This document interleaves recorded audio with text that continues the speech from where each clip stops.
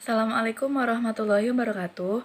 Perkenankan kami dari kelompok 9 yang beranggotakan saya Nur Afifah, Septiana Dwi Praptiwi, Sina Nurlaili Kamalin, serta Nabila Farhalubina akan menjelaskan sedikit mengenai otonomi daerah dalam kerangka NKRI.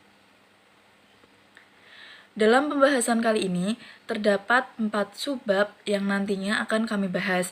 Pembahasan yang pertama yaitu tentang hakikat otonomi daerah dan desentralisasi, dan yang kedua yaitu contoh model desentralisasi, yang ketiga yaitu perbedaan kewenangan daerah pusat dan daerah otonom, serta yang terakhir yaitu keterkaitan antara daerah otonom dan demokratisasi. Baiklah, langsung saja kita ke pembahasan yang pertama, yaitu mengenai hakikat otonomi daerah dan desentralisasi. Secara harfiah, otonomi daerah berasal dari kata otonomi dan daerah. Serta dalam bahasa Yunani, otonomi berasal dari kata autos dan namos. Autos berarti sendiri dan namos berarti aturan atau undang-undang, sehingga dapat dikatakan sebagai kewenangan untuk mengatur sendiri atau kewenangan untuk membuat aturan guna mengatur rumah tangga sendiri. Sedangkan daerah adalah kesatuan masyarakat hukum yang mempunyai batas-batas wilayah. Otonomi daerah adalah kewenangan daerah otonom untuk mengatur dan mengurus kepentingan masyarakat setempat menurut prakarsa sendiri berdasarkan aspirasi masyarakat sesuai dengan peraturan perundang-undangan. Ini merupakan kesempatan yang sangat baik bagi pemerintah daerah untuk membuktikan kemampuannya dalam melaksanakan kewenangan yang menjadi hak daerah. Maju atau tidaknya suatu daerah sangat ditentukan oleh kemampuan dan kemauan untuk melaksanakan, yaitu pemerintah daerah.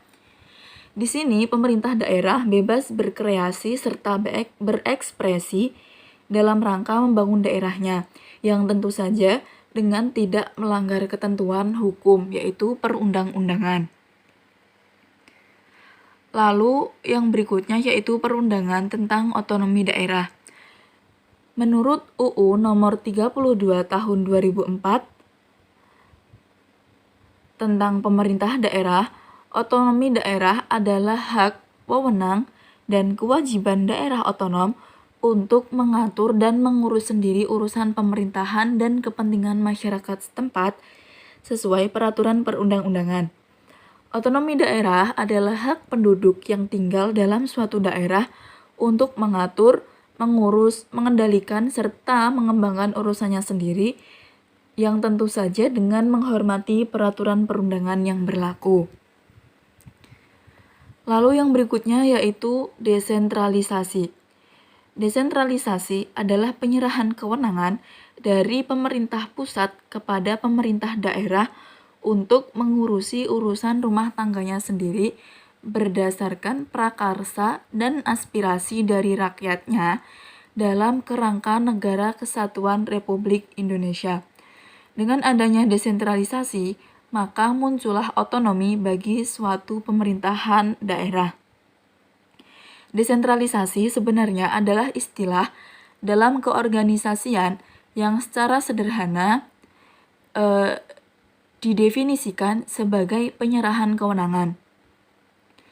Desentralisasi memiliki beberapa tujuan, yaitu yang pertama, perbaikan sosial ekonomi di daerah. Tujuan desentralisasi yang pertama ini adalah untuk memperbaiki sosial ekonomi di daerah melalui penerapan berbagai program pemerintahan. Lalu tujuan desentralisasi yang kedua yaitu mencegah pemusatan keuangan. Seperti yang banyak orang ketahui, dengan adanya sistem desentralisasi ini, maka pemerintah pusat melimpahkan pengelolaan keuangan kepada pemerintah daerah. Jadi dengan demikian, maka penganggaran dan realisasi keuangan daerah dapat terlaksana untuk peningkatan kerjasama umum di daerah tersebut. Adapun tujuan desentralisasi yang terakhir yaitu bentuk demokrasi pemerintah daerah. Melalui penerapan sistem desentralisasi ini, pemerintah berharap masyarakat juga turut serta dalam proses penyelenggaraan pemerintahan. Adapun pembahasan lebih lanjut mengenai desentralisasi akan dijelaskan oleh pemateri berikutnya. Waktu dan tempat dipersilakan. Baik, materi yang selanjutnya adalah contoh-contoh dari model desentralisasi. Di sana ada 4. Yang pertama ada pemekaran daerah, penetapan daerah otonomi khusus, dana istimewa atau dana otsus, dan juga pilkada. Oke, yang pertama pemekaran daerah.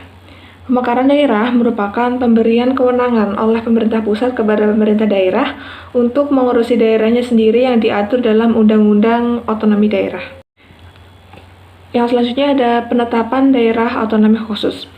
Beberapa daerah dianggap memiliki keistimewaan secara kultural ataupun kelembagaan. Dan keistimewaan ini menjadi pertimbangan bahwa kekuasaannya sentralistik tidak dapat mengatur pemerintah daerah secara tepat.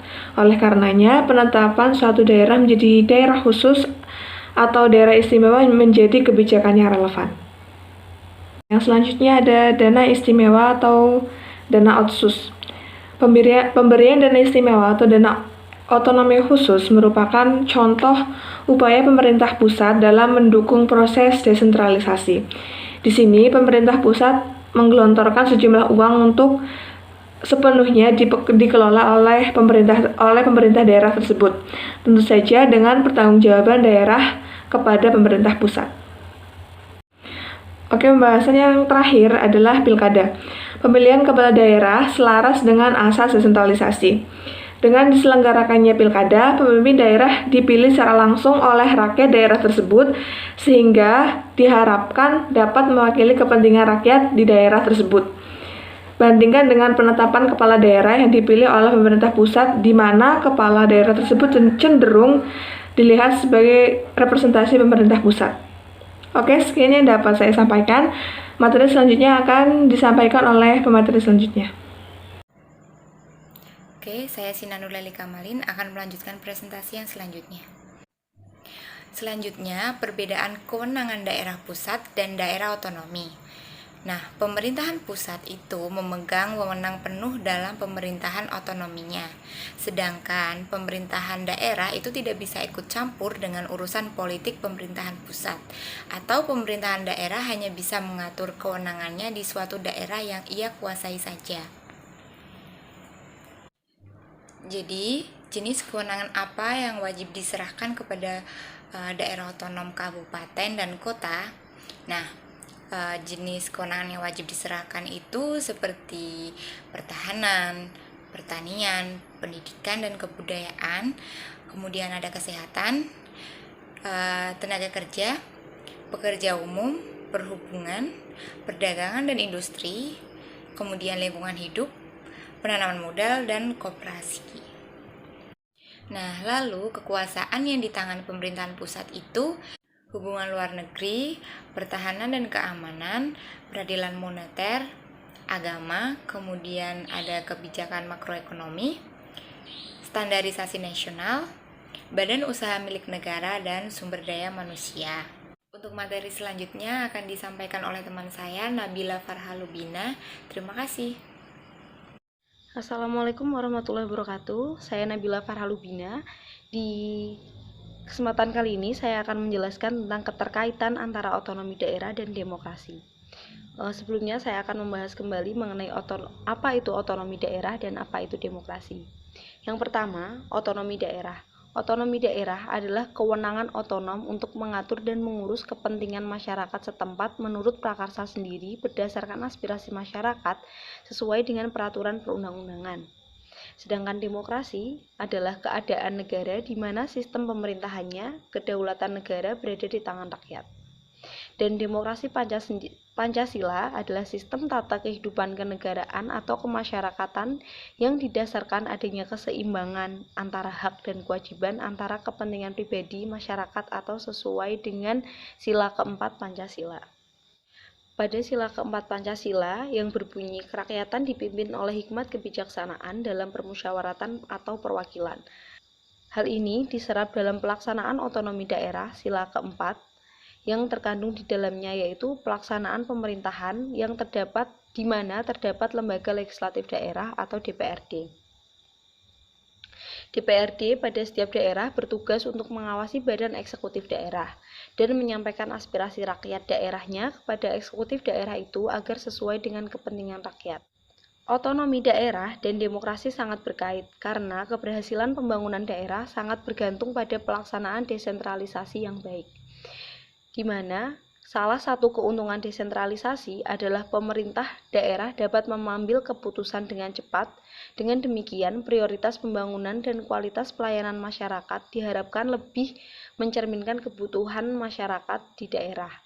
Pemerintah daerah di sini berarti badan eksekutif dan badan legislatif dari daerah, dari masing-masing daerah. Sekian presentasi dari kelompok kami, kurang lebihnya kami mohon maaf.